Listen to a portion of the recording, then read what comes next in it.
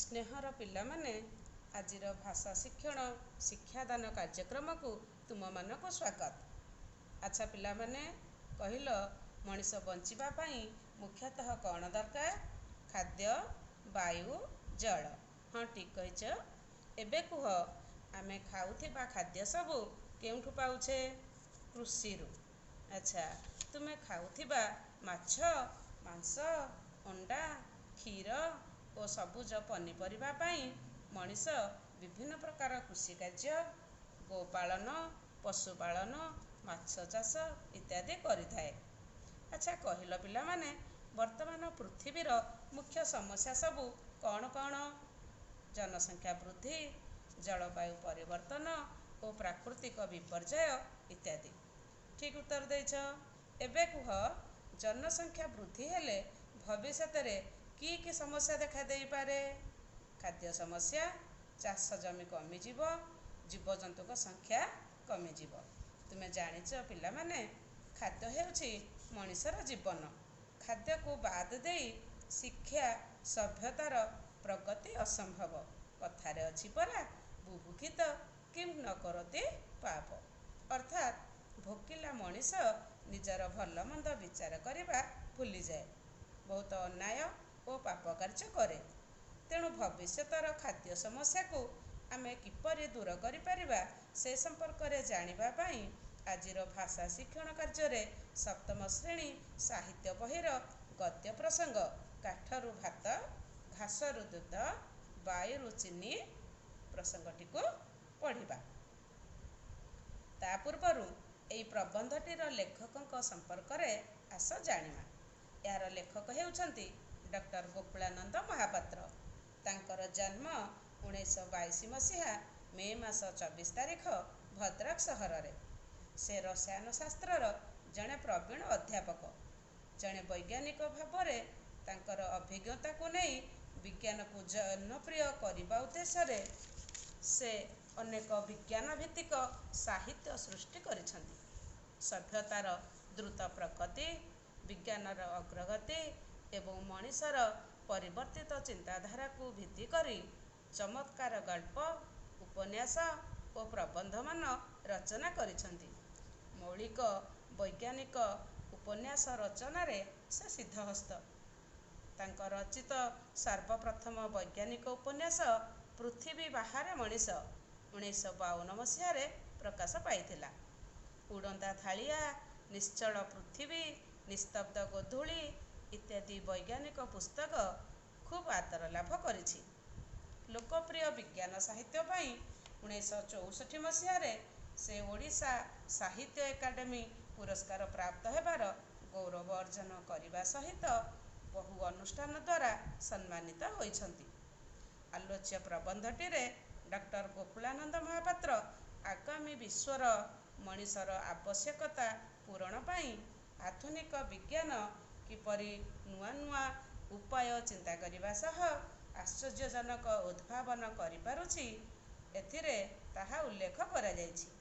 जनसंख्या वृद्धि संगे खाद्य समस्या सृष्टि हेबार भविष्य रे जे आशंका रहिछि तार समाधान करने वैज्ञानिक माने किपरि गवेषणा जारी रखिछंती ताहा एथिरे वर्णित। तेबे आस पिला माने आमे एई प्रसंगटीर प्रथम, द्वितीय, तृतीय और चतुर्थ अनुच्छेद गुड़ी को पढ़िबा एवं बुझिबा। रसायनविद मानकर खाद्य उपरे आलोचना चक्र से दिन बेस सरगरम होई उठी थाए। बोस्टन विश्वविद्यालयर रसायन विभागर आलोचना कक्षरे पूरापूरी असंभव कथाटाए उपरे चली थाए दीर्घ आलोचना। खाद्य हला मनीषर जीवन, खाद्य नहले मनीष बंची पारे नाही। शिक्षा कुह, सभ्यता कुह, संस्कृति कुह, शांति कुह, रामराज्य कुह, सबुरी मूल रे रहिछि खाद्य। खाद्य नहेले शिक्षा, सभ्यता, शांति, रामराज्य सबुकिछि ध्वंस पाइजिब। जेउ देश रे खाद्य नाही सेठी शिक्षा, सभ्यता, शांति किछि उधेई पारिब नाही। खाद्य अभाव हेले मनीष खाइबाकु न पाइले हिताहित ज्ञान शून्य होई केते कोण करिब से, जा फल रे तार शिक्षा, सभ्यता, संस्कृति ପାଣି ଫୋଟକା ଭଳି ମିଳେଇଯାଏ। ଏହି ଦୃଷ୍ଟିରୁ ଦେଖିଲେ ପ୍ରତ୍ୟେକ ଦେଶର ପ୍ରଧାନ ସମସ୍ୟା ହେଲା ଖାଦ୍ୟ। ପୃଥିବୀରେ ଯେଉଁ ବେଗରେ ଜନସଂଖ୍ୟା ବଢ଼ି ଚାଲିଛି, ଖାଦ୍ୟ ଉତ୍ପାଦନର ପରିମାଣ ଦିନକୁ ଦିନ ବଢ଼ିଲେ ମଧ୍ୟ ଏହା ସବୁବେଳେ ନିଅଣ୍ଟିଆ ହୋଇ ରହିଯାଉଛି। ପ୍ରତିବର୍ଷ ଯେଉଁ ହାରରେ ଏହା ବଢ଼ି ଚାଲିଛି, ଏହା ଯେ ଭବିଷ୍ୟତରେ କି ଆକାର ଧାରଣ କରିବ ଭାବିଲା ବେଳକୁ ଦେହ ଶୀତେଇ ଉଠୁଛି। ତେଣୁ ଯେତେ ଦିନ ପର୍ଯ୍ୟନ୍ତ ସେହି ଅବସ୍ଥା ଆସିନି, ପୃଥିବୀର ଲୋକସଂଖ୍ୟା କ୍ରମାଗତ ବଢ଼ି ଚାଲିଥିବ। 1000 କି 2000 ବର୍ଷ ପରେ ଏମିତି ଅବସ୍ଥା ଆସିବ ଯେ ଲୋକମାନଙ୍କୁ ଖାଦ୍ୟ ଯୋଗାଇବା ଅସମ୍ଭବ ହୋଇପଡ଼ିବ। ସେମିତି ଏକ ସୁଦୂର ଭବିଷ୍ୟତରେ ମଣିଷର ଖାଦ୍ୟ ସମସ୍ୟାର କେମିତି ଭାବରେ ସମାଧାନ କରିହେବ, ଆଜହୁଁ ବିଚାର କରିବା କଥା।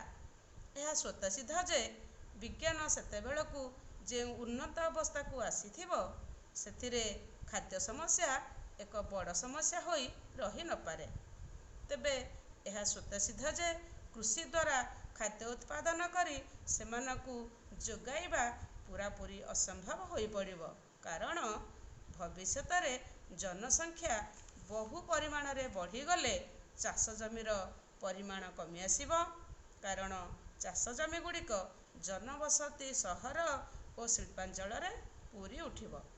ଦିନକୁ ଦିନ ପୃଥିବୀର ଜନସଂଖ୍ୟା ଯେଉଁ ପରିମାଣରେ ବଢ଼ୁଥିବ, ସେହି ଅନୁପାତରେ ଚାଷ ଜମି ବଢ଼ିବା ପରିବର୍ତ୍ତେ କମିବାକୁ ଲାଗୁଥିବ। ପିଲାମାନେ, ଆମେ ଅନୁଚ୍ଛେଦ ଗୁଡ଼ିକୁ ପଢ଼ିଲେ ଏବଂ ବୁଝିଲେ। ଏବେ ଆସ ବର୍ତ୍ତମାନ ଆମେ କଠିନ ଶବ୍ଦର ଅର୍ଥକୁ ବୁଝିବା। ସରଗରମ, ଉତ୍ତେଜନାପୂର୍ଣ୍ଣ ବା ଉତ୍ସାହଜନକ। ନିର୍ବାଚନ ସମୟରେ ରାଜନୈତିକ ବାତାବରଣ ବେଶ ସରଗରମ ହୋଇଥାଏ। ହିତାହିତ ଅର୍ଥାତ୍ ଭଲ ମନ୍ଦ। କ୍ଷୁଧାର୍ତ ମଣିଷ ହିତାହିତ ଜ୍ଞାନ ହରାଇଥାଏ। ନିଅଣ୍ଟିଆ, ଅଭାବଗ୍ରସ୍ତ। ବର୍ତ୍ତମାନ ଦେଶରେ ଉତ୍ପାଦିତ ଖାଦ୍ୟଶସ୍ୟର ନିଅଣ୍ଟିଆ ଅନୁଭୂତ ହେଉଛି। ଶୀତେଇ ଉଠିବା ଅର୍ଥାତ୍ ଥରି ଉଠିବା ବା ଶିହରି ଉଠିବା। ବର୍ତ୍ତମାନ କରୋନାର ଦ୍ରୁତ ସଂକ୍ରମଣ କଥା ଭାବିଲେ ଦେହ ଶୀତେଇ ଉଠୁଛି। ସ୍ୱତଃସିଦ୍ଧ, ଆପଣା ଛାୟା ପ୍ରମାଣିତ। ଏହା ସ୍ୱତଃସିଦ୍ଧ ଯେ ମଣିଷ ଶରୀର ମରଣଶୀଳ। ଜ୍ଞାନଶୂନ୍ୟ, ଭଲମନ୍ଦ ବିଚାର ଭୁଲିଯିବା। ମଣିଷ କ୍ରୋଧ ସମୟରେ ଜ୍ଞାନଶୂନ୍ୟ ହୋଇଯାଏ। ପିଲାମାନେ, ତୁମେ ଏହି ଅନୁଚ୍ଛେଦ ଗୁଡ଼ିକୁ ଭଲ ଭାବରେ ପଢ଼ିବ। ଯେତେ ଅଧିକ ଥର ପଢ଼ିବ ସେତେ ଭଲ ଭାବରେ ବୁଝିପାରିବ। ଏବେ ଆସ ବର୍ତ୍ତମାନ ଆମେ କେତେକ ଛୋଟ ଛୋଟ ପ୍ରଶ୍ନ ଓ ତାର ଉତ୍ତର ଆଲୋଚନା କରିବା। ଆଚ୍ଛା କହିଲ ପିଲେ, ବୋଷ୍ଟନ ବିଶ୍ୱବିଦ୍ୟାଳୟରେ କେଉଁ ବିଷୟରେ ଆଲୋଚନା ହେଉଥିଲା? ବୋଷ୍ଟନ ବିଶ୍ୱବିଦ୍ୟାଳୟରେ ଖାଦ୍ୟ ଉପରେ ଆଲୋଚନା ହେଉଥିଲା। ଆଚ୍ଛା, ଖାଦ୍ୟ ନହେଲେ କ'ଣ ସବୁ ଧ୍ୱଂସ ପାଇଯିବ? ଖାଦ୍ୟ ନହେଲେ ଶିକ୍ଷା, ସଭ୍ୟତା, ଶାନ୍ତି, ରାମରାଜ୍ୟ ସବୁକିଛି ଧ୍ୱଂସ ପାଇଯିବ। ଆଚ୍ଛା କହିଲ, ଖାଦ୍ୟ ଅଭାବ ହେଲେ ମଣିଷର କ'ଣ ହୁଏ? ଜାଣିଛ ପିଲେ, ଖାଦ୍ୟ ଅଭାବ ହେଲେ ମଣିଷ ହିତାହିତ ଜ୍ଞାନ ହରାଇ ବସେ, କେତେ କ'ଣ ପାପ କାର୍ଯ୍ୟ କରିଥାଏ। ଏହି ଦୃଷ୍ଟିରୁ ପ୍ରତ୍ୟେକ ଦେଶର ପ୍ରଧାନ ସମସ୍ୟା କ'ଣ? ନା ପ୍ରତ୍ୟେକ ଦେଶର ପ୍ରଧାନ ସମସ୍ୟା ହେଲା ଖାଦ୍ୟ। ପୃଥିବୀର ଜନସଂଖ୍ୟା ବଢ଼ିଲେ କ'ଣ କମିଯିବ? ପୃଥିବୀର ଜନସଂଖ୍ୟା ବଢ଼ିଲେ ଚାଷ ଜମି ଓ ଜଙ୍ଗଲର ପରିମାଣ କମିଯିବ। ତେବେ ପିଲାମାନେ ଏହିସବୁକୁ ମନ ଦେଇକି ପଢ଼ିବ। ଆଜି ପାଇଁ ଏତିକି। ପୁଣି ଦେଖା ହେବା। ଧନ୍ୟବାଦ।